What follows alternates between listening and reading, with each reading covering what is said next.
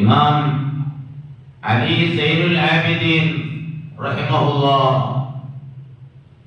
ഉമർപ്പെട്ട അലി ഇബ്നു അബീ ത്വാലിബ് റളിയല്ലാഹു അൻഹുവിന്റെ പേരമകനായ അലി സൈനുൽ ആബിദീൻ തങ്ങൾ പറയുകയാണ്, ഇന്നല്ലാഹ ഖബ്ബറ സലാസൻ ഫീ സലാസ്. അല്ലാഹു തആല മൂന്നെണ്ണത്തിനെ മറ്റു മൂന്നെണ്ണത്തിൽ ഒളിപ്പിച്ചു വെച്ചിട്ടുണ്ട്. ഖബ്ബറല്ലാഹു ഫീ തുഅതിഹി, അല്ലാഹു അവന്റെ തൃപ്തിയെ മറച്ചു വെച്ചു, ഒളിപ്പിച്ചു വെച്ചു അവന് ചെയ്യുന്ന ആരാധനകളിൽ. അല്ലാഹുവിന് ചെയ്യുന്ന ആരാധനകളിൽ അല്ലാഹു അവന്റെ തൃപ്തിയെ ഒളിപ്പിച്ചു വെച്ചു.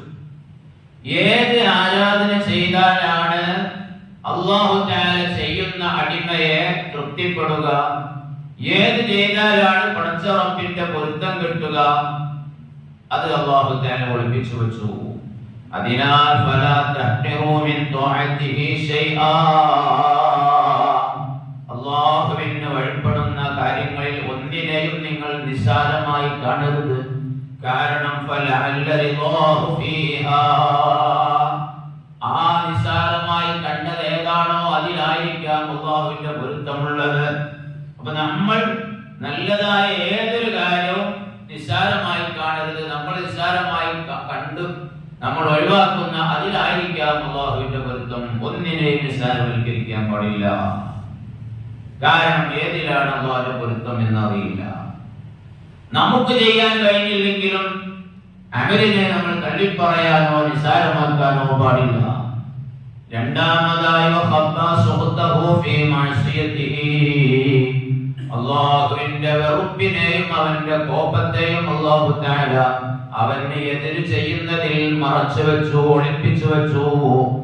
ഏത് ദോഷം ചെയ്താലാണ് അല്ലാഹുവിന്റെ ദേഷ്യത്തിന്, അല്ലാഹുവിന്റെ കോപത്തിന് നമ്മൾ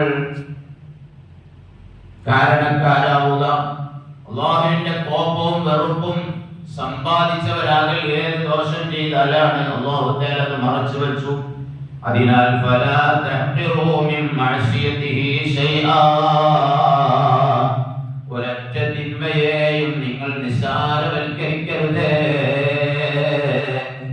എത്ര ചെറിയ തിന്മയാണെങ്കിലും അത് ചെറുതൊന്നല്ലേ എന്ന് പറഞ്ഞ് അത് നിസ്സാരമായി കണ്ട് അത് ചെയ്തു പോകാൻ പാടില്ല. കാരണം ഫലഅല്ല സുഖ്തഹു ഫീഹാ, അല്ലാഹുവിന്റെ വെറുപ്പ് ഒരുപക്ഷേ അതിലൂടെയായിരിക്കാം നമ്മോട് അല്ലാഹു തആല വെറുക്കുന്നത്. മൂന്നാമതായി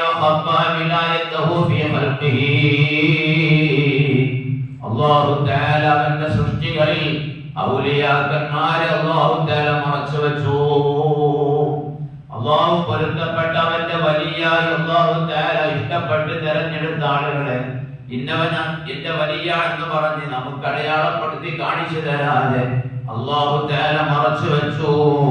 അതിനാൽ ഫലാ തഹ്തിറൂ മിൻ ഇബാദിഹി അഹദാ, അല്ലാഹുവിന്റെ അടിമകളിൽ ഒരാളെയും നിങ്ങൾ നിസ്സാരവൽക്കരിക്കരുത്. ഫലഅല്ലഹു വലിയല്ലാഹ്, നമ്മൾ നിസ്സാരമായി കാണുന്ന ആ വ്യക്തിയായിരിക്കും അല്ലാഹുവിന്റെ വലിയ. അതിനാൽ ഒരാളെയും നമ്മൾ കൊച്ചായി കാണരുത്, നിസ്സാരമായി കാണരുത്.